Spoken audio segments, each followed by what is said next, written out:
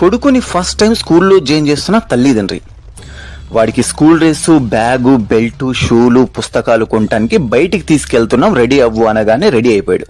దసరా పండుగ వస్తుంది, నీకు బట్టలు కొనాలి, బయటికి తీసుకెళ్తాం, రెడీ అవ్వు అంటే మళ్ళీ రెడీ అయ్యాడు. మన చుట్టాల ఇంట్లో పెళ్ళుంది, నీకు బట్టలు కొనాలి, నేను బయటికి తీసుకెళ్తాం, రెడీ అవ్వు అంటే మళ్ళీ రెడీ అయ్యాడు. సంక్రాంతి, ఉగాది, దసరా ఇలా ప్రతి పండక్కి నీకు బట్టలు కొనాలి, బయటికి తీసుకెళ్తాం, రెడీ అవ్వు అనగానే రెడీ అయిపోయాడు. సేమ్ అదే మాట కొన్ని సంవత్సరాల తర్వాత వాళ్ళు ముసలి వయసులో ఉన్నప్పుడు ఈ కుర్రాడి నోట్లోంచి వచ్చింది, మీకు షష్ఠి పూర్తి వస్తుంది కదా, మీకు బట్టలు కొనాలి, బయటికి తీసుకెళ్తాను, రెడీ అవ్వండి అని.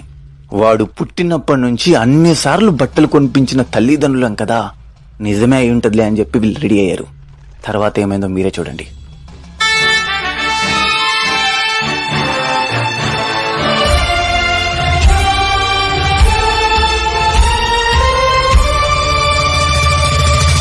తన రాతను తనే రాయగల అవకాశాన్నే వదులుకొని, తనలో భీతిని, తన అవినీతిని తన ప్రతినిధులుగా ఎన్నుకొని, ప్రజాస్వామ్యమని తలచే జాతిని ప్రశ్నించడమే మానుకొని, కళ్ళు ఉన్న ఈ కబోది జాతిని నడిపిస్తుందట ఆవేశం.